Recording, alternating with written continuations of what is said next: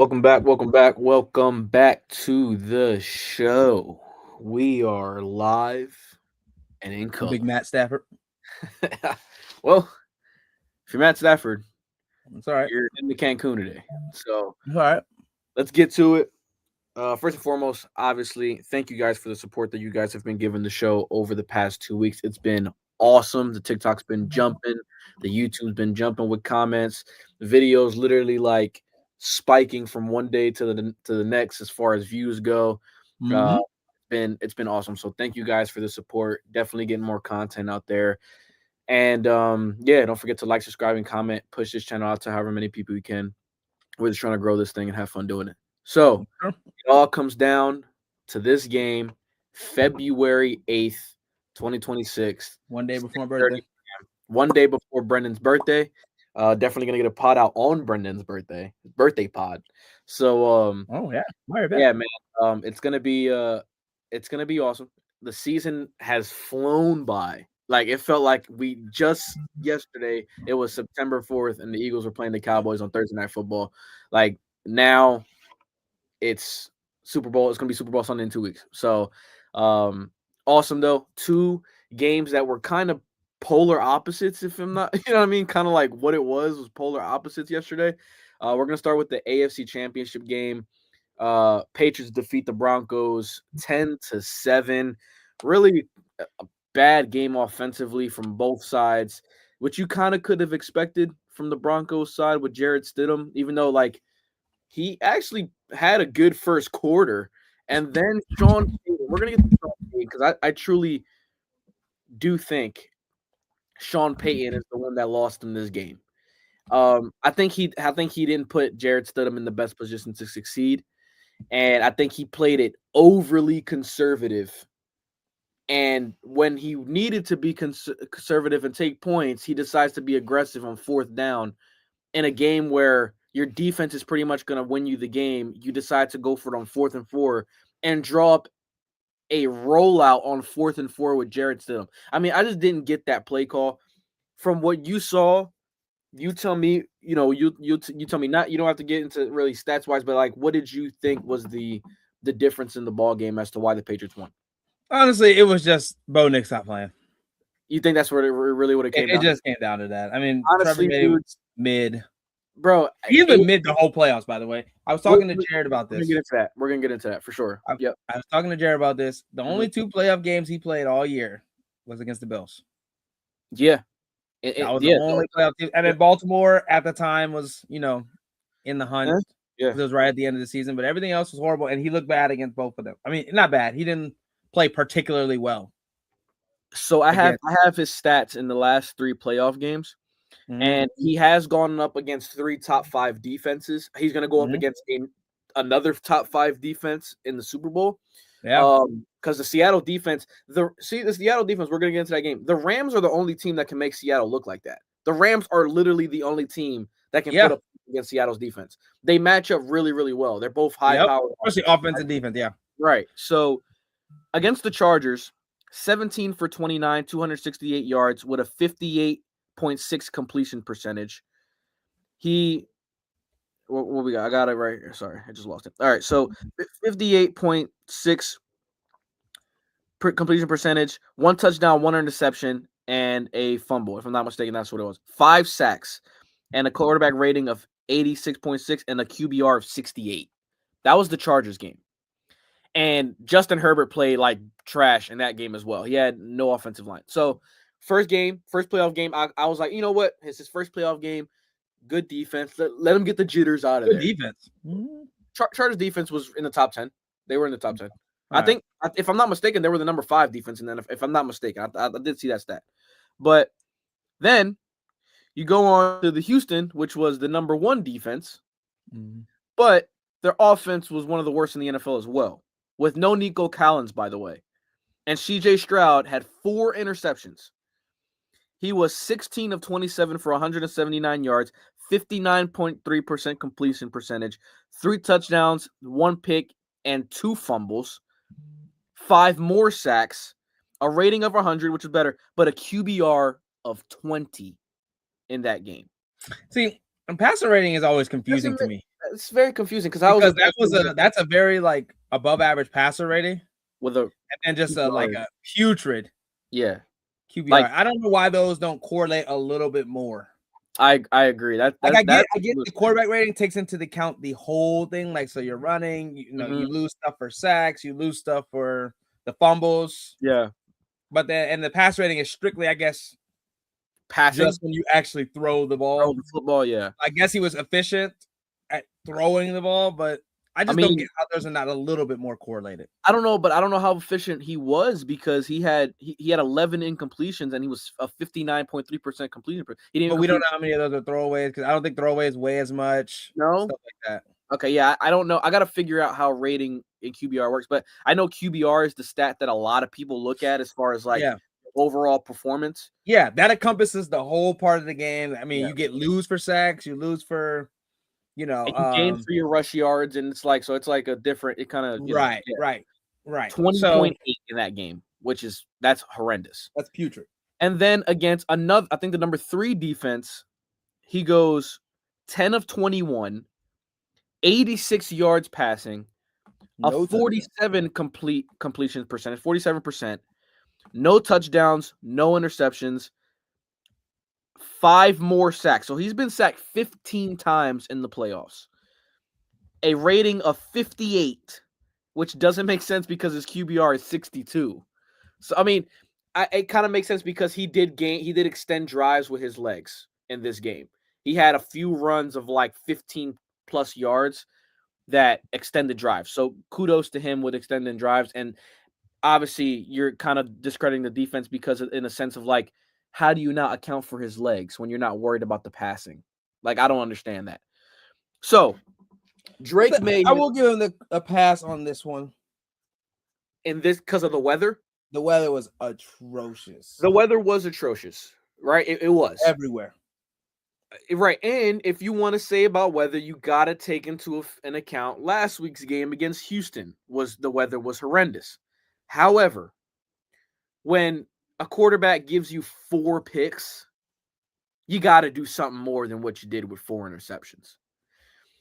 I am not saying Drake May hasn't had a phenomenal season, but what our thing was all season long was that you haven't played anyone.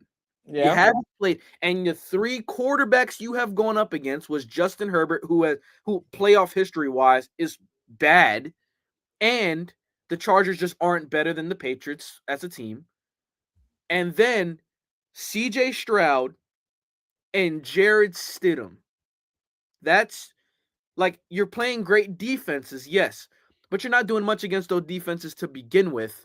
Right. Now, for the Super Bowl, you're going to have to go face another great defense with the best offense you are going to face so far.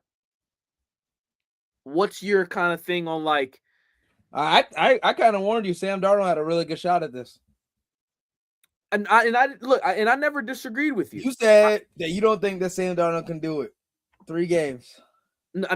I said I didn't say that. I said at some point I am, based off of the history, I am expecting him to fold.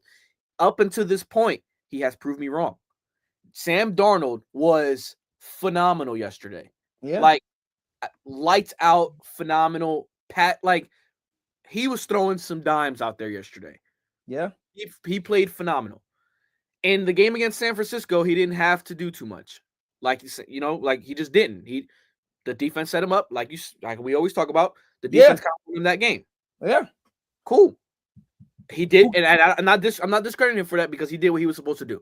Didn't put the ball in harm's way. He made the throws that he needed to make in that game. Do they have an NFC like championship game of the game or something? Player of the game? They don't have. I don't know if he won player. I think Jackson Smith and Jigba won that one. If I'm not, but they don't have like an NFC MVP. I don't think they don't have that. Yeah, so you don't get the like. Okay, all right. No. Or AFC. But who would you give that to if you had to? Yesterday, I would have given it to Sam Darnold based off of the stats, but Jackson Smith and Jigba was 10 for 155 and a touchdown. He was absurd yesterday. What do you think of that Cooper Kupp catch too? Look, I originally in live game mode, I thought that 1, he was short, and 2, I thought it was incomplete. So, like, I didn't think that That's was a got to first down. be either catch fumble I or don't know incomplete. about fumble though, because he was down by contact. No, And but he was doing fumble. all this when you're the one that said survive the ground. I did say that's why I thought it was incomplete. I thought it was incomplete. That's what I'm saying about the Bills thing. That's why it's so hard to say any of these things that deserve, because it's like, if that's not a very similar play and he didn't survive the ground, then I don't know what to say, because he didn't even get to tug it. Like, he held it out and never really actually got the. That's why I said I thought it was a bad call. I thought it was incomplete. I know, but that's the same play that cost the Bills their chance. It's like, if he didn't have to tuck it, then how is that? I see what you're saying. I see what you're saying, but it's just it's just unfortunate circumstance. At the same time, though, I'm not gonna sit there and say that is the be all end all of the game, because the Rams No, because the Rams did fumble in plus territory, like in literally at the 10-yard line on a punt. Yeah, oh my God, that guy's the worst. First off, he fumbled the first one. That's it. See, like once that happens, the yips are here. You're already thinking about it. So it's like, I'm not taking a chance. I'm like, yo, I'll get you back in there next game, bro. I can't take no other chance when you fielding a punt, because now they know you're antsy. Now they know. Yeah, and it's funny because on that one, the gunner ran past him. This one, he done what he was supposed to do. He would have dropped it right in his arms. Right. That's what I said. When he the first fumble, he was off to the side. I'm like, wait, if he goes in front of him, that's popping right into his chest. So then the second one happens, and he's right in front of him. I'm pretty sure they talked about that. Even the second one, and that's the one he caught. Then that third one, he bro. I mean, the one dude said he caught it in missionary. I said, bro, I mean, this is like, that was an insane turn of that right there was a complete turn of events. That reminds me of Aaron Rodgers, 2015. Explain. Seattle. Remember, they did the fake field goal, touchdown. Right. The onside kick. Montgomery dropped it right into their arms, touchdown. And they lost that game. Yeah, I remember that. Oh yeah, that was a wild game. They were up I think it was 19-7 with 3 minutes left. Yeah, they were up. Yeah. But I mean, look, credit to the Patriots. Yeah. You got to win the game. I get it. Win the game. You won it. You got there. You got there. Now, don't sit there and think though that this Seattle team that you're going against is the same thing you've gone against all season long, because it just isn't. When is it? Where? In San Francisco. It's gonna be good weather. Oh yeah. So like, okay, do I expect the Patriots to put up more points than they did? Sure, but I don't. You're gonna have to go up against a great offense. You haven't not gone up against a great offense at all. So, and the great offenses you have gone against, the Bills have put up points on you. Which is that the only great offenses they're going against this year? Yes. Yeah. So they're the only great offense you've gone against this year, and they put up points on you. Yeah, they lost. They lost 28-23. Yeah, and it's not they're not a great offense per se.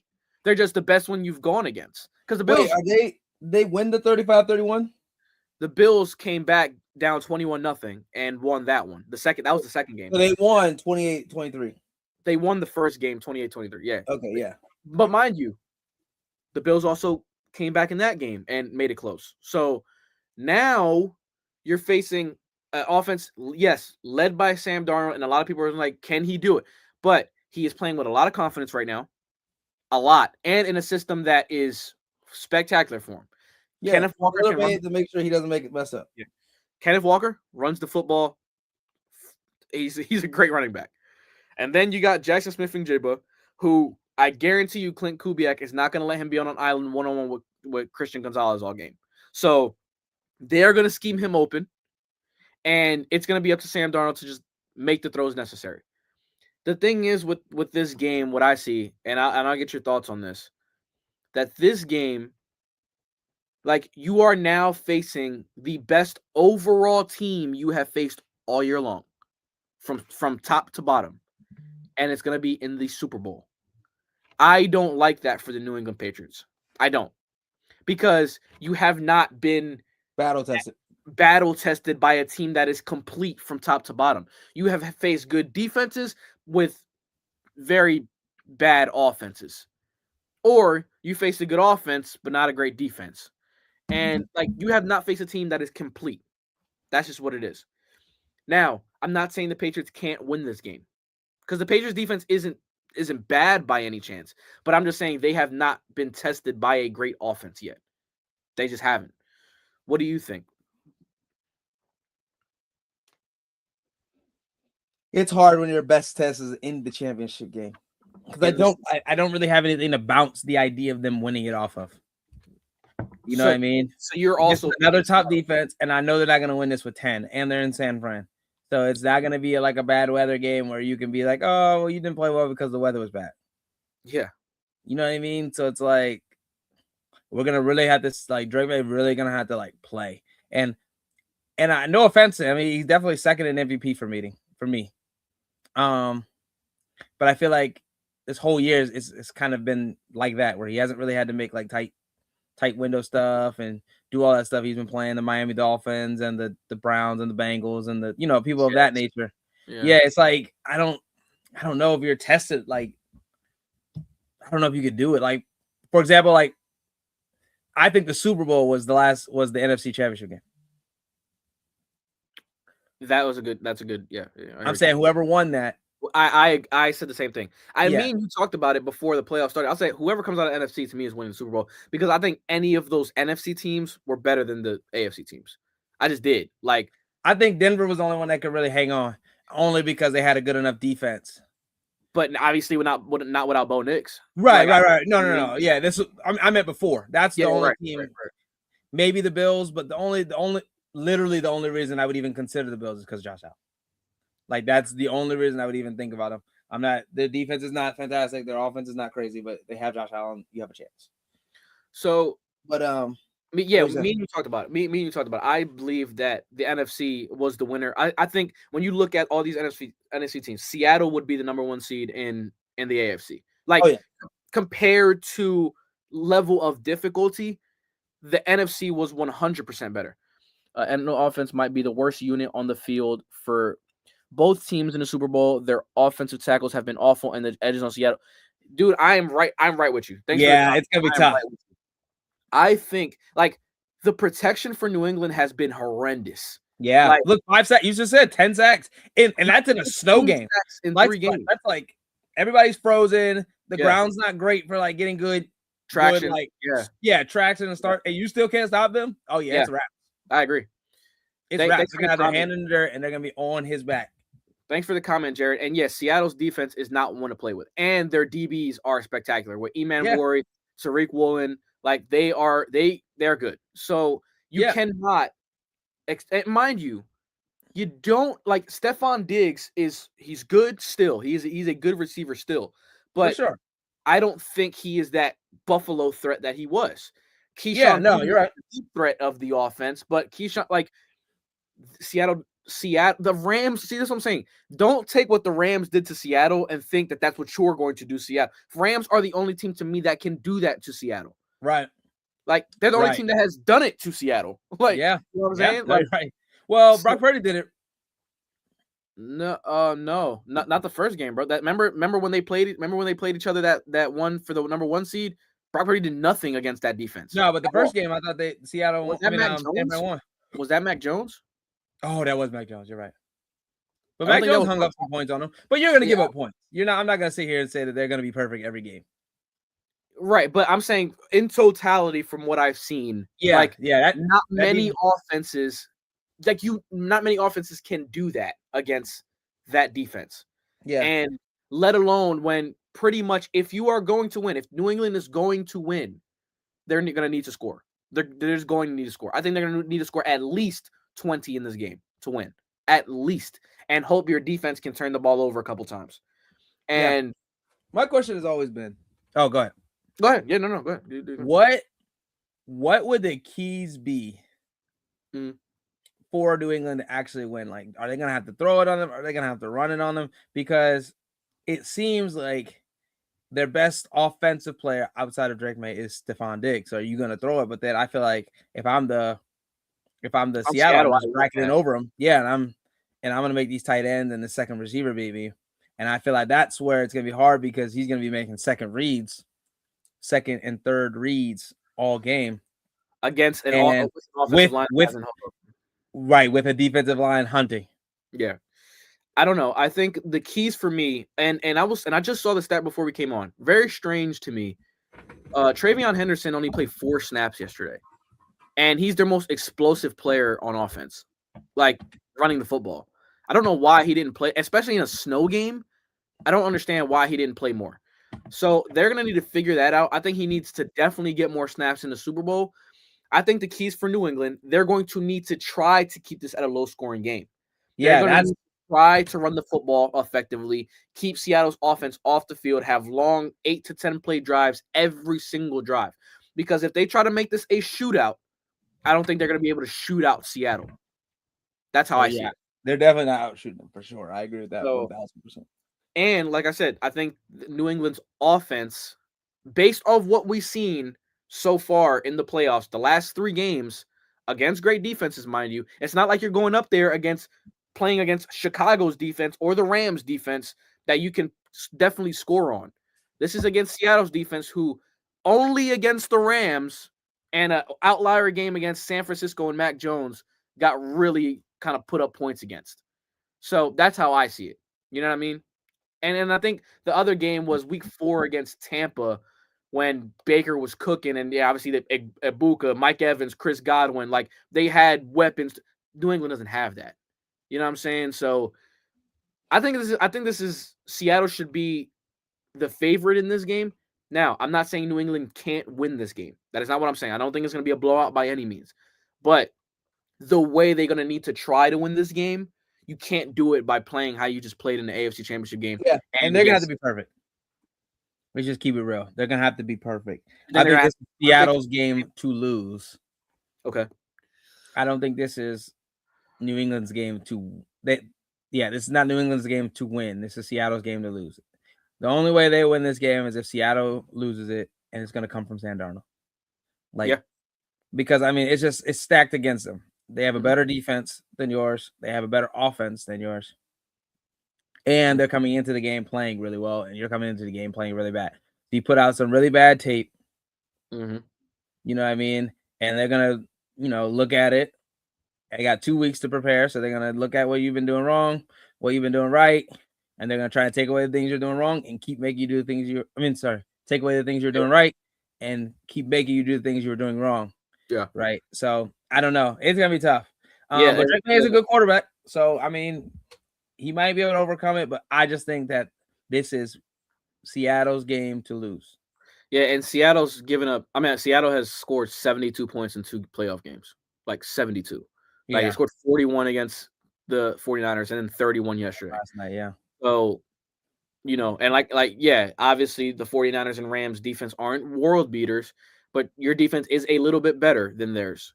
But I don't know. I think Seattle has too much that New England's going to need to prepare for. Like, okay, if you try to shut down the pass, Right. Kenneth Walker can run the football. Like, Mm-hmm. and your defense, if you try to come up, okay, fine. Don't think that Clint Kubiak isn't, because Clint Kubiak is a genius on offense, drawing up plays. So, okay, you want to come up? It's not like he's gonna leave Jackson Smith and Jiggle 1-on-1 with Christian Gonzalez. He will move him around.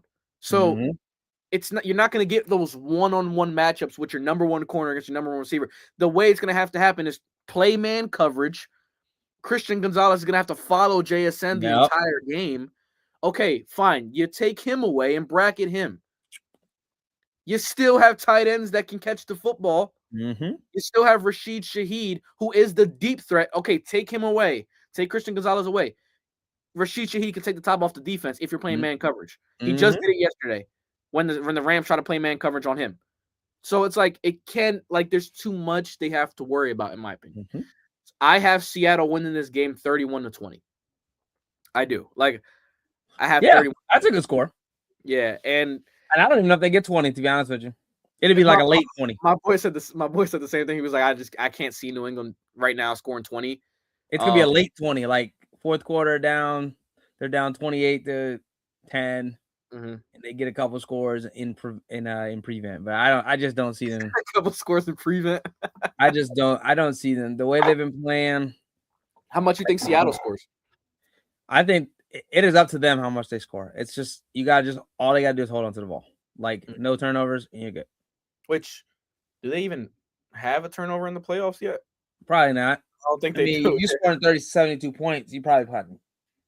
One maybe, but yeah, I don't think they did score turnover against San Francisco, and obviously, like the whole travel part, like I know they're gonna get there like a week early for media, whatever the case is, New England, but Seattle is not far from San Francisco at all, and New England has to travel cross country, and it's like cross country, like literally from corner to corner, like cross country. Yeah. And obviously, they're getting there a week early. It's not like they're traveling there the day before the game like they do in the regular season. I understand that. But it also, like yesterday, was probably the dumbest thing they could have done. You went to Colorado. Like, you literally got lucky that it was Jarrett Stidham in a blizzard. That's how I see it. Yeah, I agree. You got lucky that it was Jarrett Stidham. He couldn't throw the football, and Sean Payton put horrendous, like, they were fiending after getting after Jarrett Stidham. Bo Nix at least offers a lot more as far as with your legs. And I'm not saying Bo Nix is this insane. Yeah, he's not a world beater, but the offense was made for him. Yeah, but it's better. He's better than Jarrett Stidham. So it's like, that's literally all you needed to be yesterday was better than Jarrett Stidham to win that football game. But, and no disrespect to Jarrett Stidham, it's just like, dude, you haven't thrown a pass in 2 years. Like, I didn't expect you to win that football game. And he started off better than I thought he was, truthfully. But who knows, though? In a blizzard, who knows if they don't still win this game? Denver. Like, you know what I'm saying? Like, yeah. Without for Denver fans, though, that hurts. Yeah, it's just like after your quarterback lasted all this time just last two plays of the game. Yeah. And yeah, I don't know. I think it was just like you got saved by that because you traveled to Colorado the day before an AFC Championship game, and you got to play in high elevation like that. Yeah, they should have came like 2 days. That's very dumb. And you didn't practice in Colorado, so all you did was just fly there and went to the hotel and then played the next day. So, like, it wasn't – and you clearly saw your offensive line couldn't hold up to save their life. Like, they were gassed. And your defensive line got after Stidham, but when you're literally, like, pinning your ears back because you know he's not a threat to pass the football, it's pretty easy to do that. You know what I'm saying? And you really weren't a threat to run the football with R.J. Harvey. I'm just saying, taking the evidence from what I've seen over the past 3 playoff games for the Patriots and who they've played against pretty much all season long, your toughest test is the Super Bowl. I compare this, and my friend who's a Patriots fan, I was arguing with him about this yesterday because he's kind of like what I was saying back in 2022 with the Eagles. The Eagles had the easiest strength of schedule in the NFL in 2022. Yep. Went all the way to the Super Bowl. And in the playoffs, they played against Daniel Jones and the Giants. Mm-hmm. And you played Brock Purdy got hurt in the first quarter. Again, I was like, it don't matter. You won. And my boy, who's a Patriots fan at the time, was like, bro, I can't say how good y'all are because y'all haven't played nobody. Y'all finally going to play somebody. And when we finally played somebody, we gave up 38 points. Yeah. So it's like, and we know we scored 35 because our offense was very good. Our offense was better than what New England's was then. Yeah, but that's the thing though. At least you guys have like crazy weapons that can turn it on when they need. Like Miles Sanders was right. That's Miles Sanders, right? He did nothing, but yeah, it was. He still had AJ, we still had Devontae, still had Goddard, still had the best O line in football. Like you had a lot of weapons. Pieces. Like I don't see that from. I don't see that from New England. No, I don't. They don't have the same. It's not the same. Like if it was you guys over there. Even if you have been playing as bad as them, you still can give them a good game just because one of those pieces could, turn it on. Right. That's what I was saying. I'm like, it ain't like you got Like, yeah, Drake May is an MVP candidate this year. He's second. He's going to be second in MVP, in my I opinion. think so. However, he is not playing with AJ and Devontae and Goddard. Like, he's going to have to overcome a great defense with subpar weapons. And Stephon Diggs at this point in his career is not Stephon Diggs of old. He's still a good receiver, but I don't think he's that guy that can go one-on-one in the outside with Devin Witherspoon and just win matchups left and right. He's not that guy anymore. Right. So they're going to have to scheme him open against a great defense. Okay, and fine. Say you get a 3-and-out, you better score because you're not going to be able to 3-and-out Seattle all game long. Right. So that's how I see. I just think Patriots are up against a lot. Yeah. And if they win, hats off to Drake May. I'm just saying I don't see them winning this game. I got Seattle 31-20. I have to agree. Yeah. I have to agree. What was your favorite part of this season? Like, you want to give me a specific game, or if you want to give me like specifically what was your favorite part of this season? If you want to say the Eagles losing, it was your favorite part. Okay, fine. No.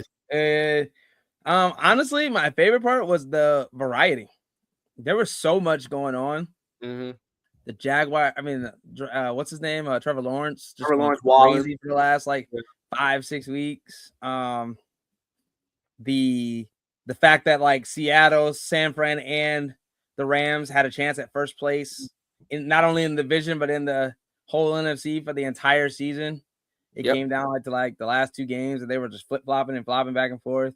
Mm-hmm.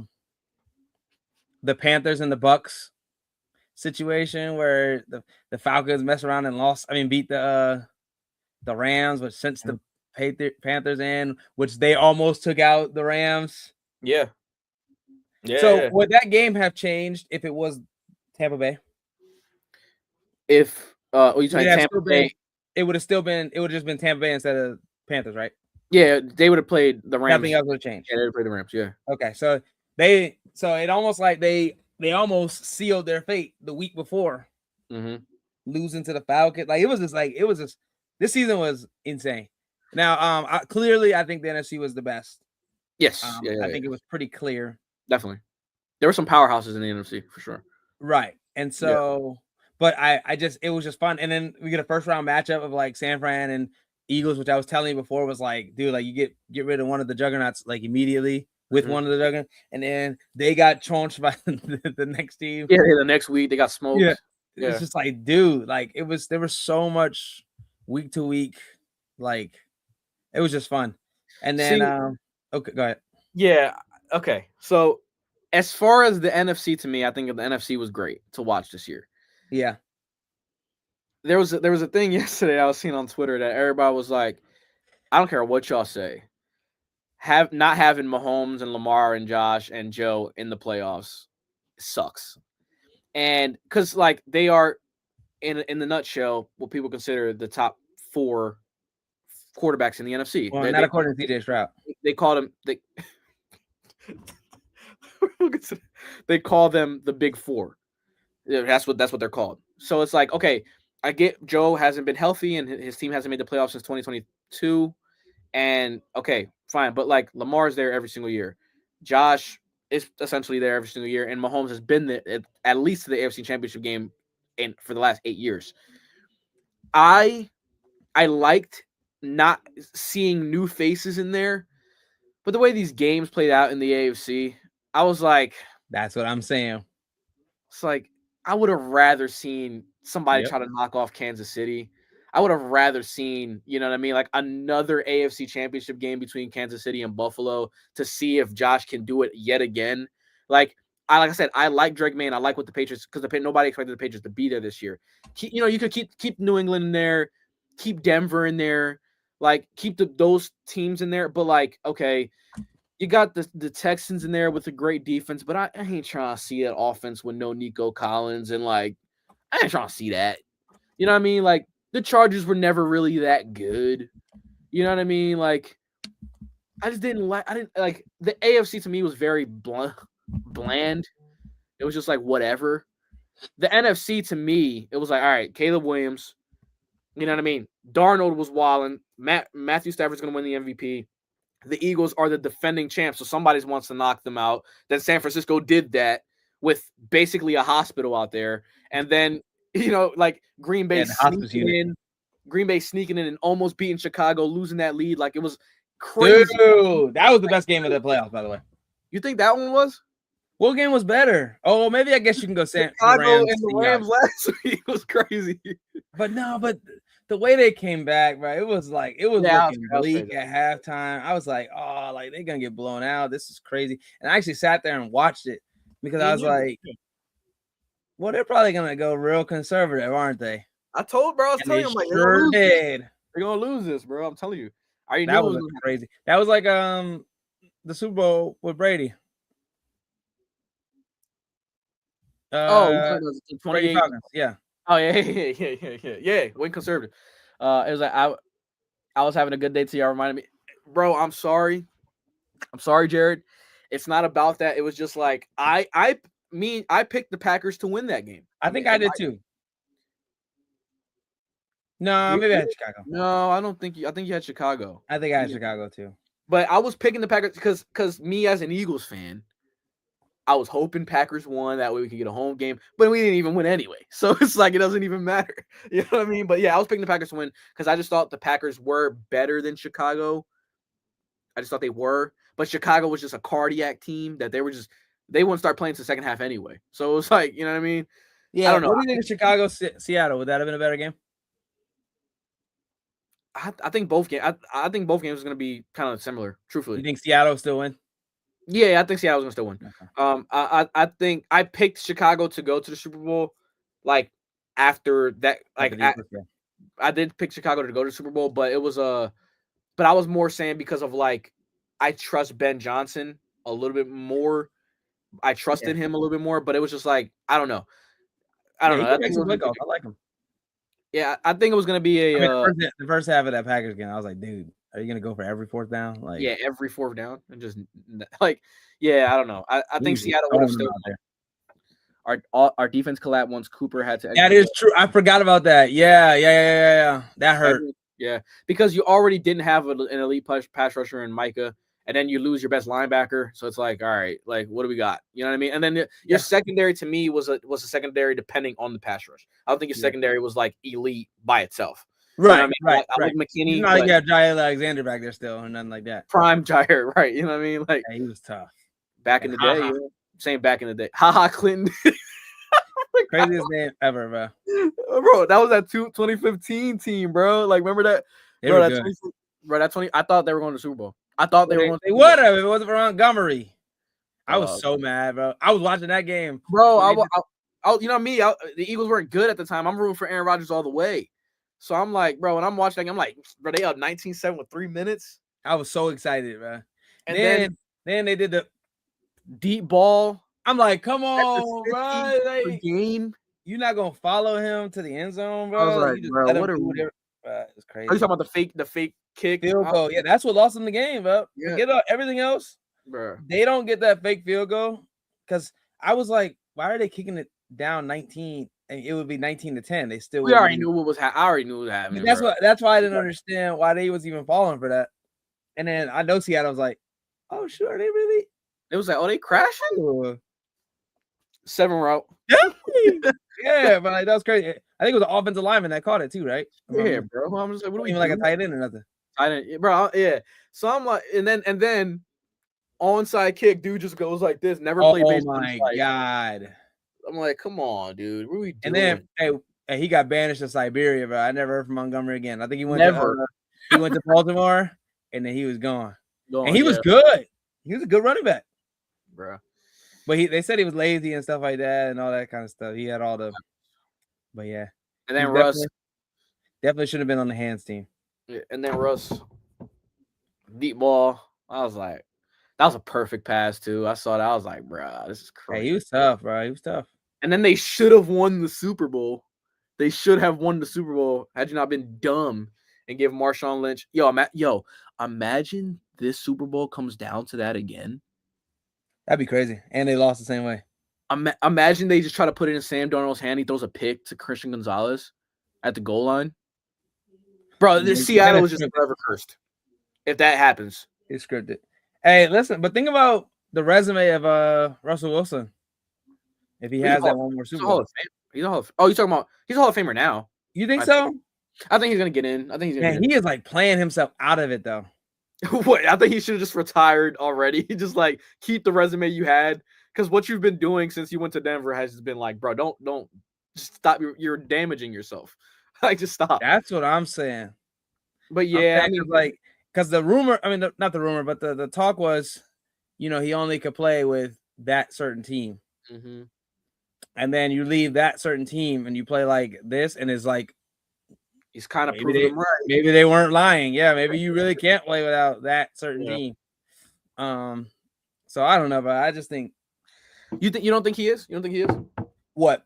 You don't think he is a Hall of Famer? I mean, I guess I'd have to do a little bit more research, but I feel like his tenure wasn't long enough. Right. Okay. I give you. And then was he ever? I mean, I guess maybe for a year or two he was a top 5. He was a top 5 quarterback for a couple years. But was he? I don't know. That's tough. Brandon Bostic fumbles the onside kick he was supposed to block for Jordy Nelson right behind me. If you ever, yeah, nah, bro. I have rewatched that second half so many times. Like, I just watch it for my entertainment because Seattle was jumping during that game, and like I just watch it because they have a clip on YouTube. I mean, a video on YouTube that's like a few pretty long, but it's like how the Seahawks came back against the Packers in 2015, and it's like I watch it all the time. But Russell Wilson's stats. Let's see Russell Wilson's stats. Yeah. Let me look. Let's see Russell Wilson. Because, I mean, Russell Wilson is, see what he got. We got a career 46,000, almost 47,000 yards passing. He's at 46,966, 353 touchdowns. He's a 10-time Pro Bowler. He's going. Yeah, 10-time Pro Bowler, a career 99 rating. Obviously, whatever. I don't know about his QBR, but then he's never won an MVP. Never won an MVP before. So, do you hold that against them? That, like, how many All Pros does he have? At least 3. He has at least 3 All Pros. Yeah. Oh yeah, he's 4. good. Yeah, he's getting in. You can already stop it there. He's already getting in. 10-time Pro Bowler, 3-time All Pro. He's getting in. Oh no. He finished. Wait. Okay, no, he doesn't have any. He doesn't have any. Okay. Rookie of the year, he finished 3rd. AP offensive player of the year, 4th, and then 3rd. Mm-hmm. And then he finished 2nd for All Pro. So he has a second team. Lamar Jackson in 2019. So he has a second team All Pro, not a first team All Pro. Well, it doesn't say. I don't know. Yeah, it doesn't. There's second team All Pro, I think. Okay, well, it says AP2, but then when you look at his like awards that are under his name, it doesn't say All Pro second team. Well, he has to, because like first team was Lamar because he won MVP that year, and I guess Russell Wilson was second in 2019. That was later than I thought. Yeah, Seattle. He's still in Seattle. Then he was Pro Bowl last year. Pro Bowler last year. Yeah, and then comeback player of the year. But you know what? Here's the thing, though. I don't know how much stock we put in Pro Bowls anymore because Shedur's in. I was just about to get at that, bro. I was just about to get at that. I love Shedur. Come on, no way. Yeah, I love Shedur, but we ain't serious, bro. So that's why that literally just like killed all the like credibility. This guy's a Pro Bowler. Okay. Drake May made it last year. He was named a replacement last year. He didn't play the whole season. Like, and he did. You know what I mean? Like, yeah, but I don't know. Pro Bowl to me is a joke. Yeah, I take all pros in the stock, obviously, but like not. Come on. They just need to. Tyler Huntley's a Pro Bowler. They need to make it so you can have somebody replace them, but they still don't get the credibility as a Pro Bowler. Yes, right, and that the person that they replace should still get the Pro Bowl tag. Yep, I agree. So, like, obviously Drake May can't play in the Pro Bowl, so he still be the Pro Bowler, and then you just put Shedur in there, and just give him the experience, but you don't have to say he's a Pro Bowler. Shedur's a Pro Bowler. Yeah, he's just like he went as a replacement. Like, yeah, which. I like Shedur, and I think Shedur has a chance to be pretty decent. I'm not. This is not to slander Shedur. I just don't think he had a Pro Bowl level season. I don't think because I think the Pro Bowl is like the equivalent to being like an All-Star, an MLB All-Star, an MLB or an NBA All-Star. Like that's what it should be. That's what it should represent. I was about to say because that's what I'm trying to say. It should represent that. Like you are of this season one of the best players.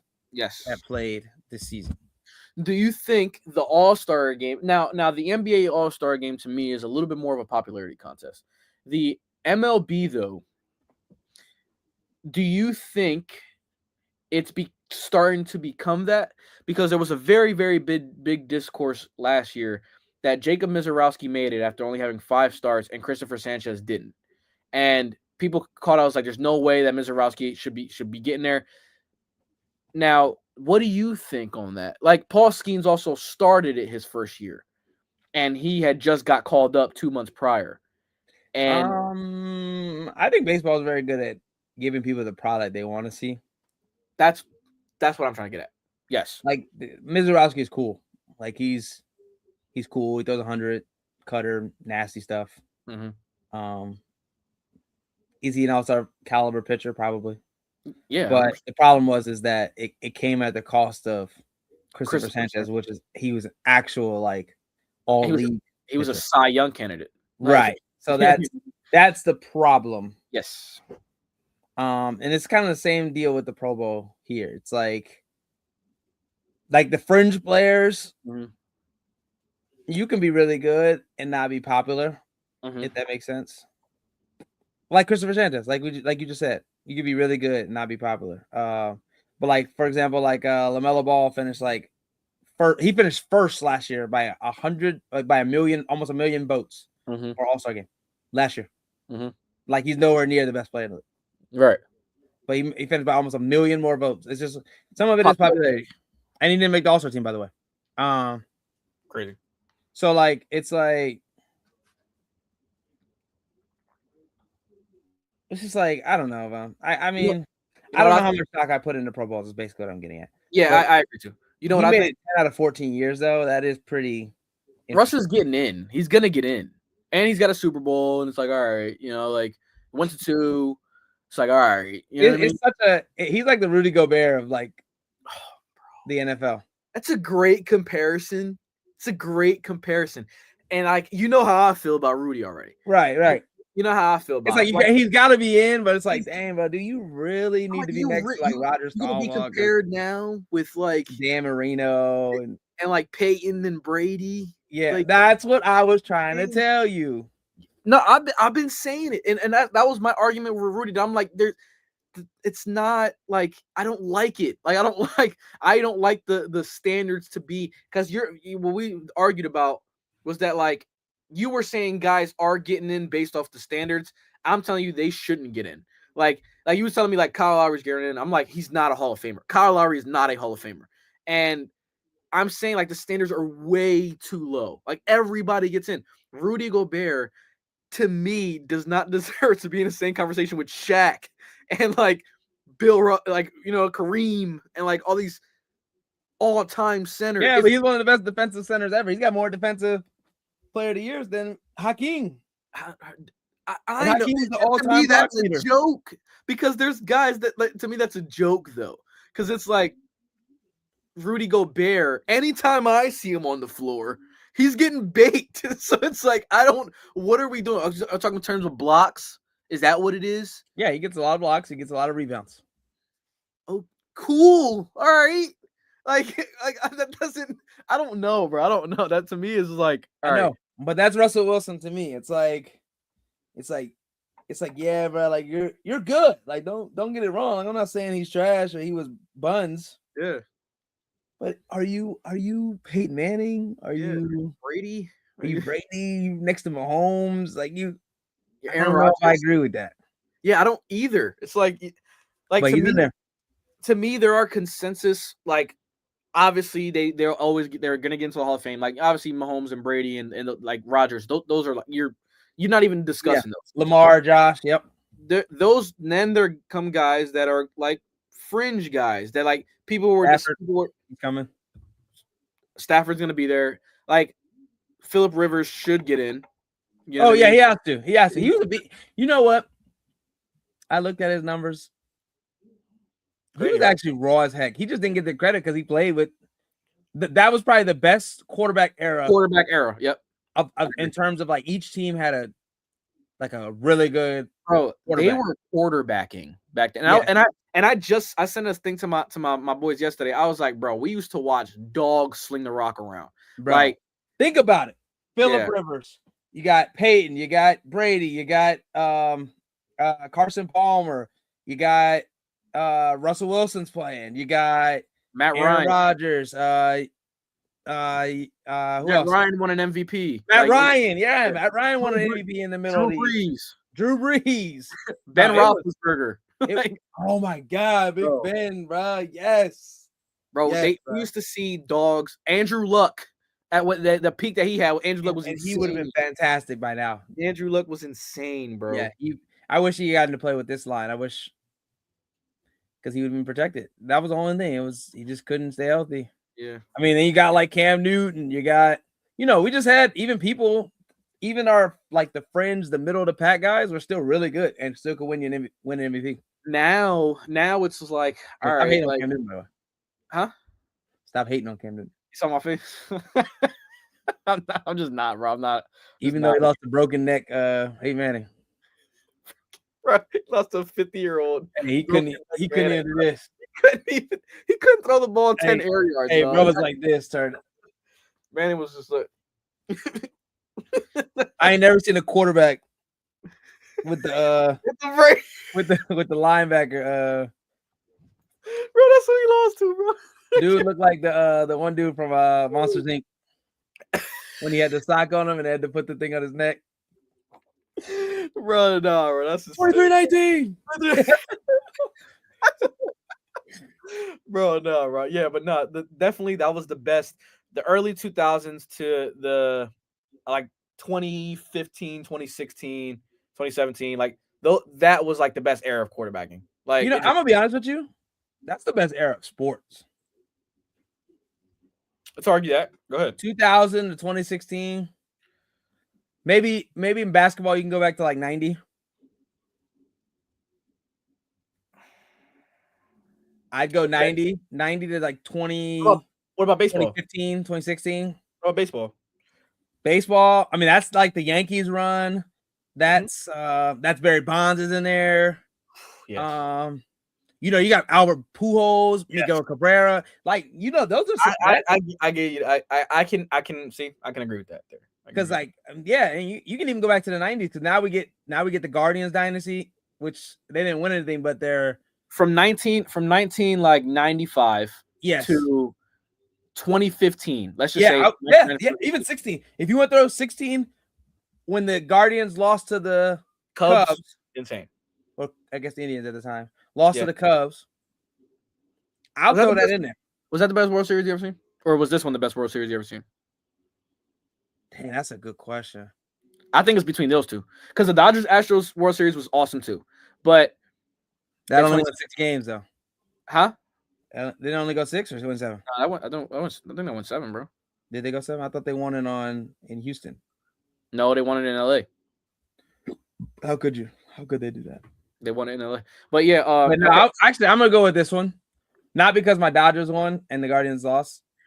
It was because the way, like, who expected Miguel Rojas?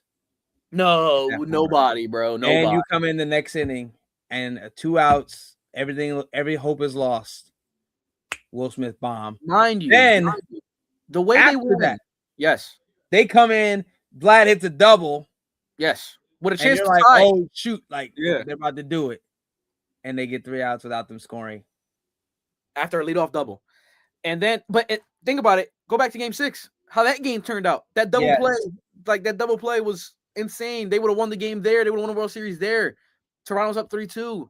But Chicago also came down from a 3-1 lead in that World Series in 2016. Yeah, and Chapman gave up a homer to lose it. Yeah, bro. And then we came in, we were Naquin and Chisenhart looking at each other like, you gonna catch this one? Yeah. Oh, okay. And drops right in between both of them.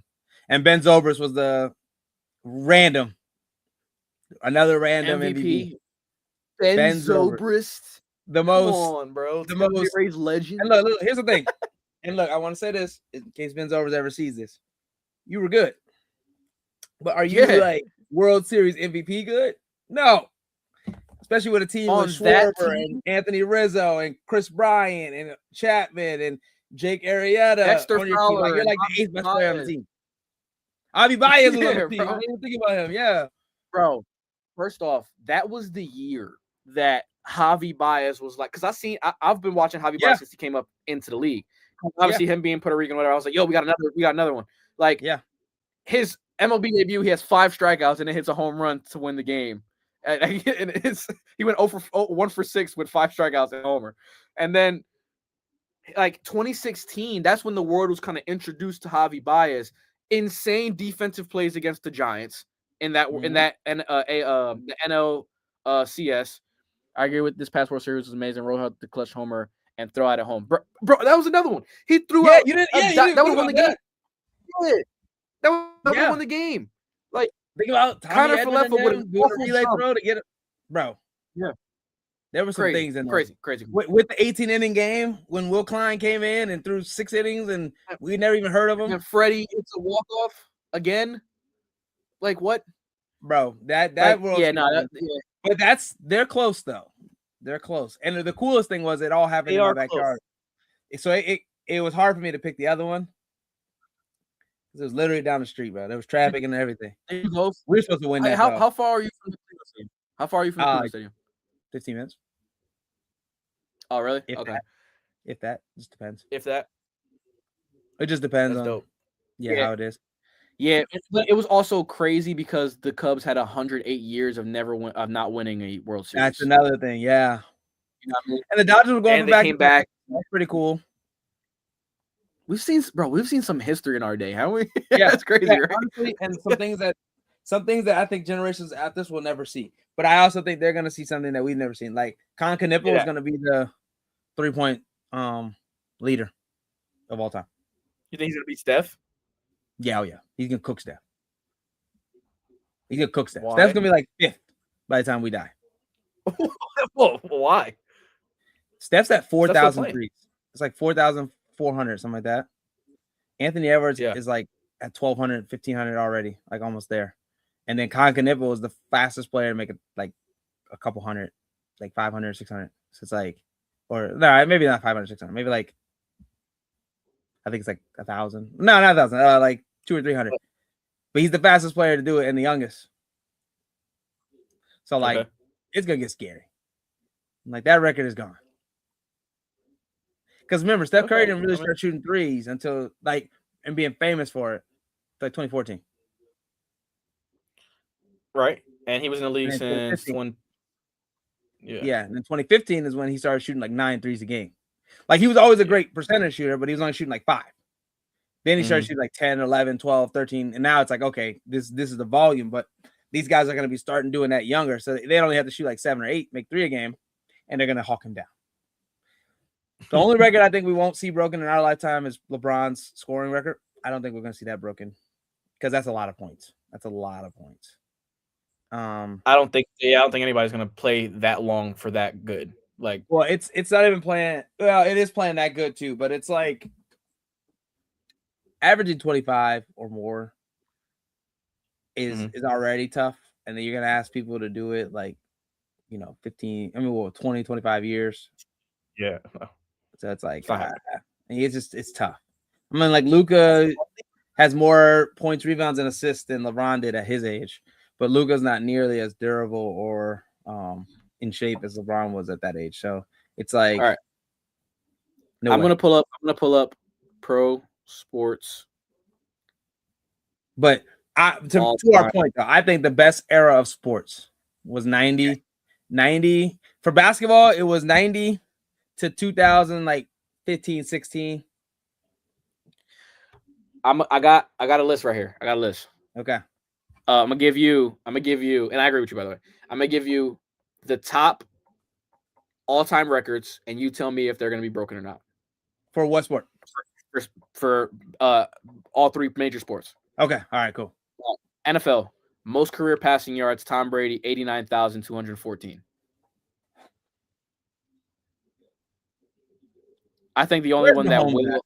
I think Mahomes is the only one that can do it. I don't think he's gonna do that. I don't think he's gonna do that because you got it. That's a lot of freaking yards, bro. Yeah, it's a lot of yards. How many? He I has, mean, I know Mahomes has more than him at his age now. Mahomes has more than him. Then Brady, He has yes. 36,000. Mahomes is at 36,000. And Mahomes is 30? 36, yeah. Mahomes at He's 36,000. 30. No, I'm saying he's 35, 30 years old. 30. He's 30, yeah, and he has 35,939. At 35,939. So he needs 50,000, more than 50,000 more, 54,000 more. He's got to double his career. in an age where they're not throwing for that many passing yards anymore, because they are, but like everybody's like Mahomes has to methodically go down the field now. Like he's getting 210. If he had 2 more 5,000 yard seasons, because he has 2, yes, then he'd have a chance. But I mean, he's getting like 44,000, closer to 4,000 now. Yeah, I don't know, like bro. I You said, got to nobody. The kickoff rule kind of damaged all that too. They're starting from closer, and I don't think anybody's gonna break that. Not in our lifetime. Career passing touchdowns 649. That can be had. Mahomes is at 267. Yeah, 267. Yeah. Yeah. Yeah, that could be had. Who has that? Brady also. That's also Brady. 649. Where's Rodgers? Rodgers got to have 500 something. Yeah, but he's not gonna break it. Aaron Rodgers. Is he gonna play? Is he gonna play anymore? You think he's done? He said he's willing to come back next year. But he's play for Mike McCarthy. Mike McCarthy's also. So. I don't think so. Hey, what a wait, hold on. We never even talked about that. What are they doing? Stupid. Very dumb. You're in the same boat as you're gonna be like this year. Might as well just kept Mike Tomlin at that point. Yeah. Rodgers, he crazy. The Steelers have only had like 4 coaches in their history. Is it been only that? I don't think it's very many, because remember they usually ride them out until they die. Basically. No, I'm serious. Isn't it like that? It's not very many. No, Tomlin has been there 18 years, I think it was, or 20 years. But so yeah, I don't remember who the coach was before that. It's been my whole life, basically. Rodgers still would need 23,000. You heard? What's that? Rodgers would still need 23,000 more passing yards to get Brady. Yeah, no, he's not doing it. 20. He has 527 touchdowns. Okay, yeah. So he would need. It's not him. Most career rushing yards. Emmitt Smith, 18,355. Who's in second? I think Derrick Henry can. Because Saquon and CMC, if they have Walter Payton with 16,000, Frank Gore with 16,726, Frank Gore with 16,000, Barry Sanders 15,269, Adrian. Wait, hold on, how many did Frank Gore have? 16,000 on the dot.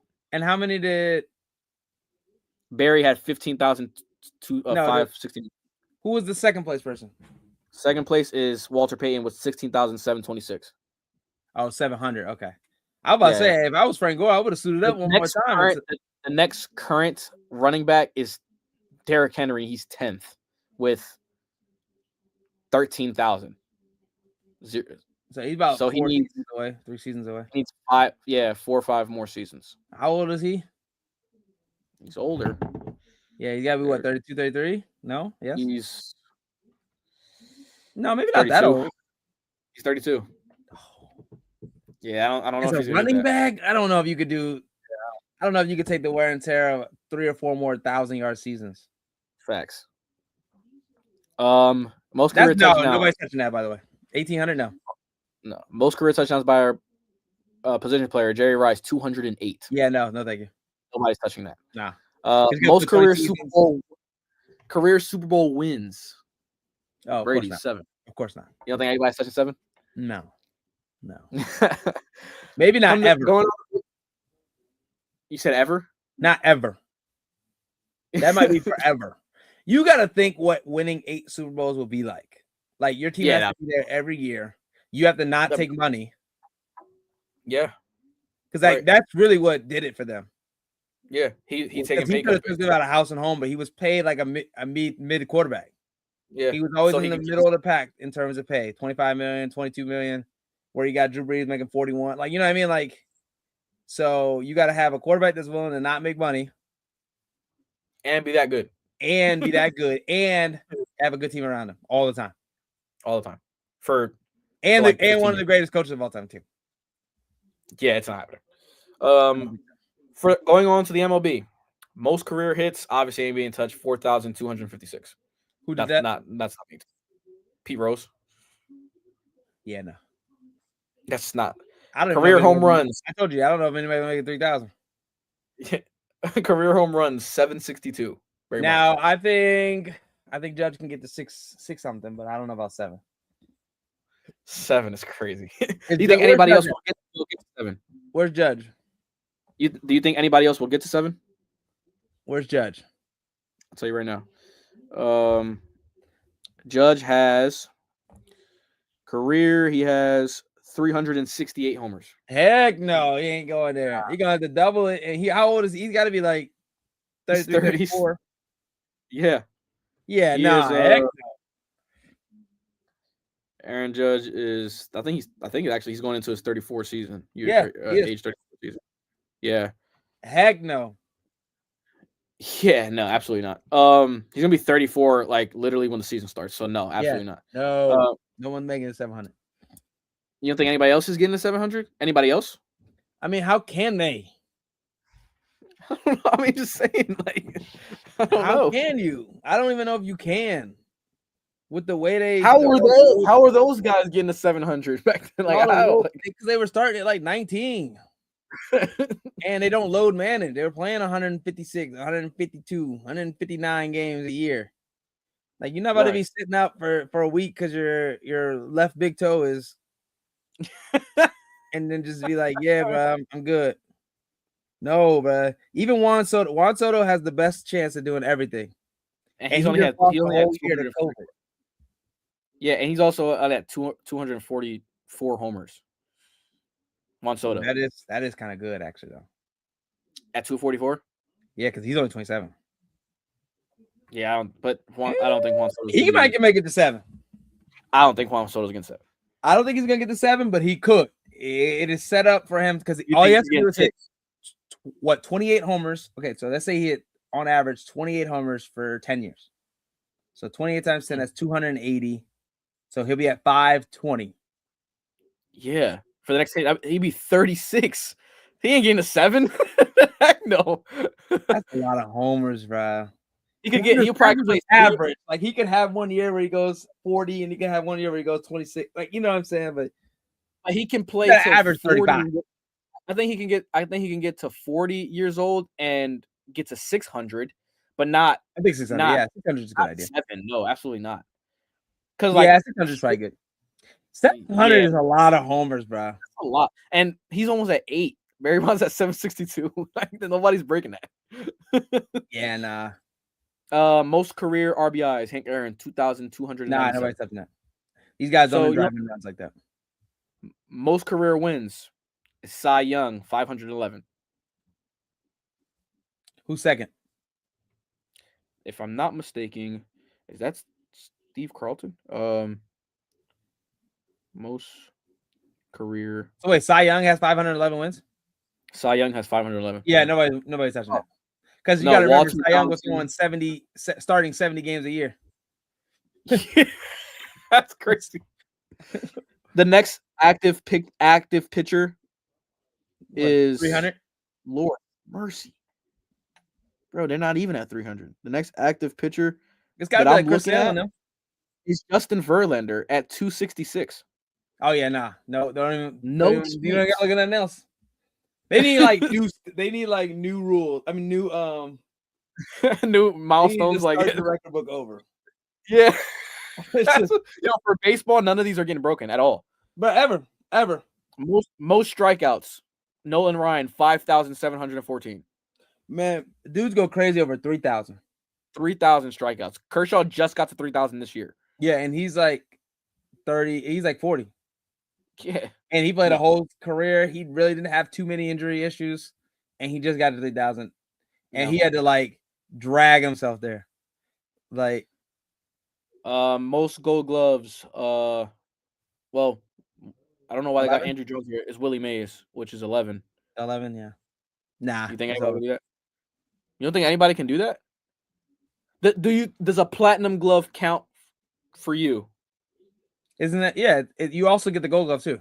Oh, yeah, and I think It's Nolan, 2, so you'll get it'll be a gold and then a platinum. how many? I think Nolan Arenado's up. I think he's up there, bro. He got 7. Does But he have he's 7? done winning them now. How many? He is no longer the athlete that he was. Nolan Arenado have. I think he has 8 or 7. That's a lot, bro. Yeah, but he's done winning them though. That's the thing. No, bro, he's won 10. Oh, he's got 10? Oh, Got 10 Gold Gloves. I didn't realize that. Ooh, God. Bro, he has 6 platinum gloves. Wait, hold on. No, he doesn't have the record. Willie 11 Mays. isn't the record. Greg Maddox Is has the- like 16 or something. I'm talking about Oh, I mean, I'm just letting you know. that's a pitcher. I'm talking about Hey, but he got 16 of them joints. He was Yeah, not but playing. You hit a ground ball back then, it was raps. literally you have no chance. You Yeah, better but- smoke like the dugout. Sorry, yeah, but like 16 because like he was Brooks the best. Robinson has how many does Brooks Robinson have? How many does Brooks Robinson have? Yeah, that's the greatest third baseman of all time. Gold Glove leaders. Greg Maddox, he has 18. 18. Okay, that's what it was. That's insane. But it should be the Greg Maddox Award at that point. Brooks Robinson has 16. Yeah, so nobody's touching that. That's the record. Ivan Rodriguez has 13. Yeah. Ozzie Smith 13, and Roberto Clemente and Willie Mays with 12. So Okay, that's yeah. So no one's touching the 16. That's what it was. I knew 11 wasn't the most. okay, yeah. For per position, it's Greg Maddox, Brooks Robinson, Ivan Rodriguez, Ozzie 13, Smith okay. for their positions. How many Ozzie Smith got? Yeah, short. 13. How many does Lindor have? I was about to say that. And then how many? Well, Javi has like what, 3 or 4? Well, he hasn't won a Gold Glove since he's been with the Mets. Really? Lindor. Yeah, Lindor. I don't think he has, bro. I thought he won it this year, though, didn't he? No, I think Bobby Witt. Bobby Witt did win this year. yeah. Did he win last year though? He hasn't Bobby Witt won didn't with the last- Mets. Bobby Witt didn't win last year. I know No, that. he only won in 2016 and 2019. He only has 2. Lindor only has 2. Oh, it's over. You know what's funny is he's considered widely like the best shortstop ever, but it must be more because of his hitting than anything. What's up? You don't think that? That Lindor's the best shortstop ever? Yeah, who would be better? You talking about encompassing as far as All of it. Alex Rodriguez isn't considered that for you? The hard part about Alex is he ended up playing third. Yeah, but he literally was a shortstop. But as a shortstop, he probably was the best hitter. Yeah. Yes. Yeah. But But he's not going to be a career shortstop. Yeah. Would you consider him a career shortstop? Alex? Yeah. I mean, yes, but like He should have for sure. Yes. Derek Jeter was horrible at shortstop. Not a hot take. He was awful. No, If but anybody wants Derek to argue Jeter, that, I don't care. Derek Jeter was awful at shortstop. It wasn't even like okay. That is the most overrated shortstop I've ever seen in my life. Derek Jeter would have never won a Gold Glove had A-Rod been on another team playing shortstop. He would have never won another one because Derek Jeter won one anyway. He's the second worst defender of all time. Yeah. Of all time. Like not just like of shortstops, of any position player. No one. He has a minus 100 DRS. That's absolutely insane. That is wild. He actually cost your team 100 runs and they still won. That's how good that team is. That's when you put it like that, that's insane. No, I Alex Rodriguez to me is the best shortstop ever. Like I consider him a shortstop. So he only played shortstop from 94 to 2000. That's crazy though. No, 2003 because he played in Texas too, right? Yes, 94. So how many games is that at shortstop? Let me look up his. So that's 9 years of shortstop, right? 9 years of shortstop. He still played another. I still didn't play another like what? 13 he didn't years play in 90. He only played 98. He didn't play. He basically didn't play in 94 or 95. Okay. So is he a third baseman then? No, he has way more games at.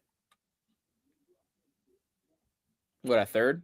Okay, so that's short. He played 12 seasons. So yeah, you could put him in Yeah, there. he's a shortstop, bro. So he has 1,200 games at short, Mm-hmm. and 1,194 at basically 1,300 at short and 1,200 at third. Yeah, he's a shortstop, bro. Yeah, I agree. But I mean, he's a. Let me see what his DRS is at short. He's a +8. +8 DRS or +8? Yeah. Like, is that what it is? +8 DRS. Couple Gold Gloves. So 1, 2, 3. But no, this is what I'm saying. I'm not saying that A-Rod was the best defender at short than anybody I've seen, but as a shortstop as a whole, I think he was. Yeah, he's better than Lindor for sure. All time, he's better than Lindor. Yo, conversation right here. Can you name 3 shortstops better than Lindor, though? Okay, listen to me. Even right now, I like Bobby Witt over Lindor. Okay, so you got 4. I think Bobby Witt is over Lindor. You think Lindor, he's better than Lindor's ever been? Yes. I think Bobby Witt. And look, I love Lindor. Lindor was one of my favorite players to watch in 2016. But Bobby Witt is a top 3 player in baseball, and I don't care what anybody else says. He is a top 3 player. Like, it's Ohtani, Judge, Bobby Witt. Those are my top 3 players in baseball.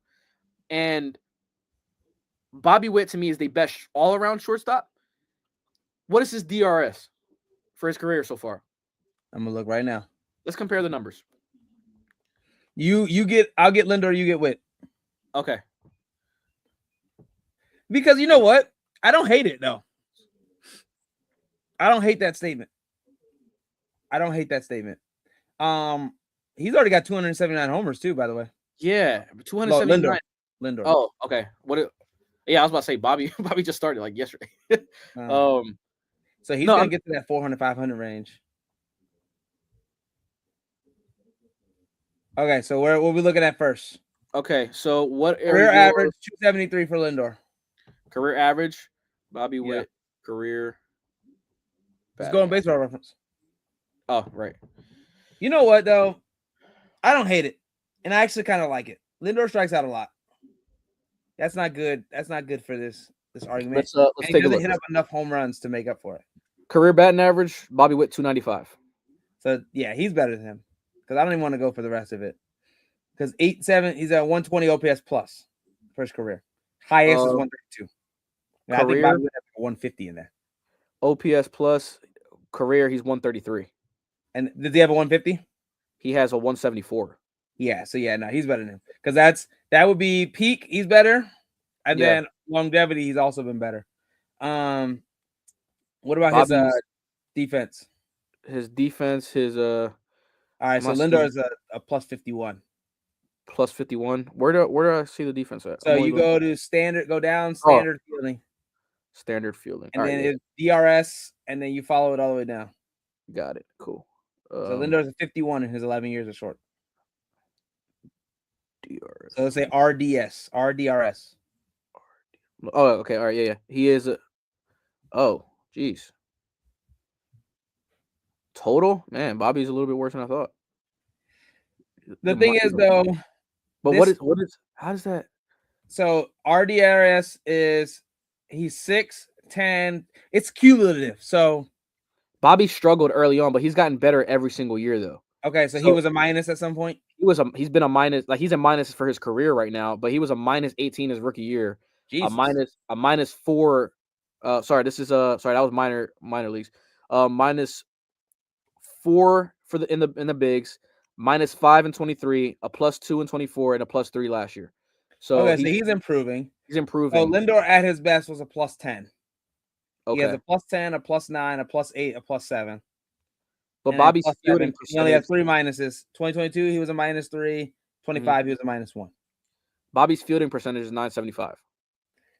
And you know what's funny is I've always, and I think I've explained this to you, but fielding percentage means nothing to me because I've seen Asdrubal Cabrera it's like 98%, but he has no range. So that doesn't mean anything to me, not because it's not a good thing that I know you're going to make the routine plays. That tells me you can make routine plays, but that doesn't tell me the story of okay, are you out there like because Asdrubal Cabrera is like a minus for his whole career, Right. And he makes routine plays, great, but anything extra, anything a little bit out of average, and it's a wrap. It's not happening. Mm-hmm. So I'm okay with them having a little bit lower of a fielding because Lindor's like 973. But that also comes with I'm going to be able to dive, make a play, and then not be able to make the throw, and that's an error. The reason that Tatis didn't fit was because he was diving, making plays, and then still trying to make the throws even when he didn't have to. Yeah. So that was the problem with him. Like, yeah, it was nice to have a shortstop with that kind of range and the jumping ability and athleticism, but he was costing too because same thing with Ellie. I was just about to say that. Yeah, same thing with Ellie. Same thing with Ellie. All those tall shortstops, they have problems with that because they think they can do anything, and it's not a bad thing. What was Correa's? Correa's actually really good. He's one of the better ones of like of that height, and he's smart. Very, yeah. Like he's a smart defender, and he's a really good hitter. Can you name name 3 shortstops better while I do this? I'm gonna look at shortstops better than Lindor. So would you take like a Cal Ripken over him? No. So no Cal Ripken. Okay. No. I got Bobby. I got 53 Alex by the way. But he's minus 11. 2025. Well, yeah. Yeah, he's and then he was a plus 20 in 2021. That's he's crazy. A beast. I'm saying I got a in total as far as a whole shortstop because Ozzie Smith wasn't the hitter Lindor was. So Alex Rodriguez. Okay, that's one. I'll give you that. Bobby Witt. And I'm still taking Bobby Witt, even like at this point. Yeah, I think that I don't hate it. I don't hate it at all. And a third, honestly, I can't give you one. Like I can't like no Cal Ripken. No, I'm not gonna take Cal Ripken. Because that's the most durable and consistent. I know. But I prefer the pop that Lindor brought. I think Lindor is just better defensively. Cal Ripken got 431 and 3,000 hits. 2-time MVP. I don't know. I don't know if I can justify that. Okay. I also saw like I saw Lindor as well. You know what I mean? He's only 2-time Gold Glover. So like, my dad would probably say different. 8-time Silver Slugger, Clemente. Yeah, I'm gonna go Cal Ripken. I'm gonna give him the 3rd spot. Okay. So is Lindor top 5 for you? Yeah, you threw Bobby Witt in there. I had Lindor top 3. Oh, okay. And I kind of like it because Bobby Witt plays in an era where it's not all that common to bat 300. While hitting 30. He's doing it, and he's young. Hitting 30 in Kauffman Stadium. Yeah, and they're about to move the fences in 10 feet on the sides, though. I wish they could come to the middle. They're not bringing in the outfit, the gas? Just the one thing. They're gonna lower the wall all the way around, but okay. Just the gaps are coming in. That's a bomb to left center over there, bro. That's a bomb. No, it is. But 10 feet though, that's a lot. 10 feet is a lot. I don't know. That's a lot. Like people don't realize. Like, I mean, it doesn't seem like very much because what 3 yards, but like a little bit over 3 yards. Think about it. If a stadium is 330 down the lines rather than 340, that means a lot. Because if a stadium is 340 down the line, you got to hit the ball 350, 355 to be able to hit a home run. So that's like minimum 95. Yeah, minimum. Now at 330, it's like 92. Yes, which is a lot easier to do, especially for these guys. Yes. And then all those off the wall shots those are bombs. So exactly. So I can't wait till HitTrax has an up. Whoa, never mind. I was gonna say, and HitTrax have an update, I'll get the hit on it, but we'll see. Why you say that? I'm starting a new job, so I'm not gonna have HitTrax available all the time. But is another cage? Yeah. Okay, cool. Still getting lessons. That's dope. But yeah, I mean, look, that's a good conversation. Now, and I can't wait to see. And we're gonna go over it. We probably should go over it once spring training is over before the season starts.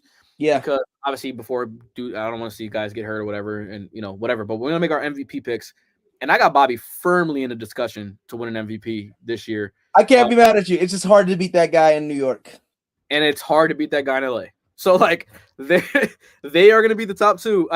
When we make our picks, can we just like exclude them because they're obviously going to be in the running? Maybe we should do something like that because it is tough. But I'll tell you what though, I didn't have Cal Raleigh in it at all at the beginning of the season. So absolutely not. I didn't have. So I'm not even gonna sit here and say that I saw that coming. So I already like to me Bobby and your boy Jose Ramirez restructured. I'm sad for him. He's never gonna win it ever, and that's what sucks. But he is also finally getting the credit he deserves. He was top 5 in the. We should go over that list, by the way. We need to go over that list. We should have done that today. Our next stream. We got all week. I mean, and we had to do the football stuff. I'm off. By the way, they just canceled work. I'm off tomorrow too, so we can do it tomorrow. Oh yeah, let's do it. Hey, catch us tomorrow then.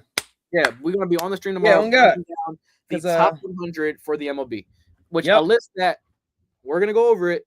I thought it was pretty good this year. I usually have some discrepancies with it. I have a few in the back end. I'm gonna give you one. Go ahead. Dylan Cease at 100. Don't like that.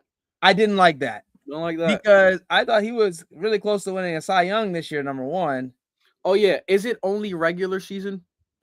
I don't know if it encompasses everything, but my thing is Vladdy needs to be higher. Vladdy can't be. I think Vladdy should be higher anywhere. Yeah, I think he's one of the best. I think. What did they have him at? 10 and Corbin Carroll at 9. Is Corbin Carroll top 10 to you? I love him. I think he's great. Funny? I would love to make an 100 list, but that's gonna take hella research. That's gonna take forever. So what we should do, we can go through and like vaguely whatever. Yeah. And then when we get to that 20, we really hunker down and like, okay. We're gonna go from 100 to 1, but we're gonna go like, all right, 100 to 90. We can be like, man, maybe I move these two and whatever. But because I thought it was interesting that Mookie Betts was at 18. You would have had him lower in front of Freddie, Kyle Tucker, and Will Smith. Will Smith is the one that I'm moving up because Will Smith was insane last year. I think he's the second best catcher in baseball. He's my number one, but Cal Raleigh did have a crazy year. I can't. That's the only. But if Cal Raleigh's like back to normal, then Will Smith's the best catcher in baseball. Hold on, I think Will Smith is the best anyway because I think that was an anomaly year for Cal Raleigh. So. But that's the problem is it is a ranking that's by year. By year. So since Cal Raleigh had that year, you know what hurts me? Hurts me? What? Is that I saw the thing of like it was since like 2015 or whatever. Yeah. It was Trout, Ohtani, Trout, and then like now Trout is like at 81, and I'm like, crazy. I can't like. That hurts me, bro. Like I can't. It's actually crazy. He was that consistently number one too, bro. He was number one, like. But he was a beast, though. I can't. I'm not gonna argue that. There's no argument from me. No, absolutely not. But where was our argument at with Trout? Like, where was that at? Like, me and you argued about something with Trout, and it's not about how it was about. Is he one of the best ever? But the problem was the longevity and the injury stuff. Like, wasn't like is he one of the best of our generation or something like that? Or is he the best of our generation? Oh, I think he's the best of our generation. You think so? I just don't know. Is Judge like our generation though? The problem was we were like, yes, talent, but then we tried to look at his numbers. He only has 1,800 hits. We're like, how are you gonna get into a top discussion with 1,800 hits when we got to see Miguel with 3,000, we got to see Albert Pujols with 3,000. What do you consider our generation though? Because like, is Judge still our generation? Is that like the new generation? No. I mean, Judge is still ours, right? Living. Since we've been living, as we've been living, I don't think he's the best. I don't think. Okay, if it's since we've been living, Trout isn't the best of our generation. No, but I think he is. I would think what that would mean. What do you think? Do you think I was just saying as far as like the last generation is 100 years, but like or whatever, not 100 years. I was 50 years.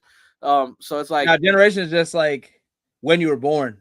Oh, so since 99, they'd be like the next generation. That's right. Since 99 until now, as far as outfielders go, Trout is the best that I have seen. As far as outfielders go, like outfielders now. When we're talking, I mean, he's not really fighting with anybody though. That's the thing. I mean, Like the best hitters of our generation were first baseman and DHs. was Griffey pre? Nah, By the time he was 99, that was probably Cook for him. Yeah, outfielders. Bonds was done in like 05, 07. Bonds was done in 05, 07. Somewhere right there. Yeah, so if it's outfielders, I mean, he played the best. He probably was the most because that's 01 to like. Yeah. Obviously, I'm not watching baseball. I'm 3. When I'm 3, I don't even remember that. Yeah, but his numbers are probably the best. I don't know. I'd say Judge. I'd say Judge. Yeah, he's up there. 3 MVPs. Judge is the top 5 hitter of all time for me. Like right-handed hitter. Like he's a top 5 right-handed hitter all the time for me. Yeah. What about Manny? Like, is he contending with Manny? Is Manny a problem? Manny was a horrible defender. Yeah, but 500 homers. I know. I love Manny, and postseason success. I know. I love Manny, but I'm talking about as an all-encompassing. You're not the best. Like Trout is a great defender type of guy. He's just like whatever. But yeah. I'm saying like Trout was a good defender. He wasn't a great one. Yeah, so he's good defender. Manny was bad defender. Yeah, he was Manny bad. was just a better hitter. Trout to me just like had a better peak than. Yeah, no, he's better than Manny. No, I'm not. Right. I was trying to give you like, who is he contending with? Nobody really. It's him. Bryce, like it was him and Bryce Harper for a long time. Like they were going Bryce back and forth. For you?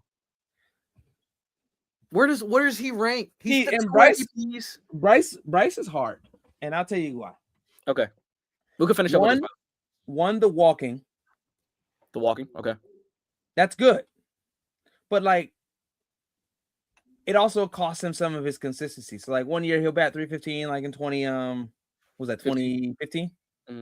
That MVP year? First MVP year. And he was like 40 homers, 100 and something RBIs. Then the next year he's like 257. Yes. Like, dang, bro. Like, but he still had the same amount of walks. Yes. And he was getting pitched to a lot less. Yes. Then he goes, a couple years. Then there's like then he got like 330 or 340, something like that. Yeah. Yeah, he went like absolutely bonkers.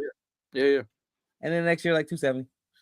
It's like, dang, bro. Like, and it's like, it's not a bad 270 because it's obviously like full of walks, on base percentage still 400. But he's also a great postseason hitter too. So it's like, yes, it's like he was always tough to grade, to be like you're the best. Oh yeah, no, just making sure we're on the same page about that. No doubt, no question about it. He could retire right now and be a Hall of Famer. What he without a World Series, because he got the 2 MVPs and he's got however many Silver Sluggers. Yeah, and then he made the transition to first base and he did it pretty well. Honestly, he's playing pretty well at first base. Yeah. He's a pretty good first baseman. So and that's going to extend his career a little bit too. Exactly. I'm thinking like 2 more seasons than he would have. He would have, playing right. Yeah, I agree. So, that's but that was so we'll see. Conversation tomorrow. We're gonna get into it. 100-1 MLB top 100. If you guys in the comments, if you guys haven't seen the list, go check out the list. Tell me where you guys discrepancies are. What do you guys think should have happened? Like I said, I like the list. Some of them I'm probably gonna change around based off. Yeah, I mean, it's like minor little things, bro. I don't think it's like. The last few years were like, bro, how is this guy here? And this was like, like they had like Quan at like top 30. I was like, come on, bro. That's a franchise player. To me, like if you're in the top 30, franchise player. Yeah. Like you're one of like a team. The first 30 people, a team should want to start the team with you. Yes. Because there's 32 teams. So you'd be a first pick for some team. And he's not somewhere. And he is not a first pick. Like, so you're saying rise at 40, that I thought that was a little high. You're saying like in Cleveland, he would be picked in a sense over who else? No, Jose was like 9. Oh yeah, he was right. He was 9. He wouldn't have been wanting, but he would be somebody's number 1 pick, and I don't think that would be the way it would go. Absolutely not. No. So, but we'll talk about it. So yeah, hey, but that's gonna be dope though. I'm excited about that. They had a pretty good list. I'll give it to them. Yeah, I'll give it to them. They did good, and I'm going based off of from top to bottom, also postseason as well. I'm adding that in there. Yeah, so, I'm fine with that too. And only last year. Only last year, 2025. Yeah, only based off last year. Not I can deal with that. And whatever. No, it's 2025. All right, let's do it. See you guys next time, man. Yes, sir. Hey, hit us up.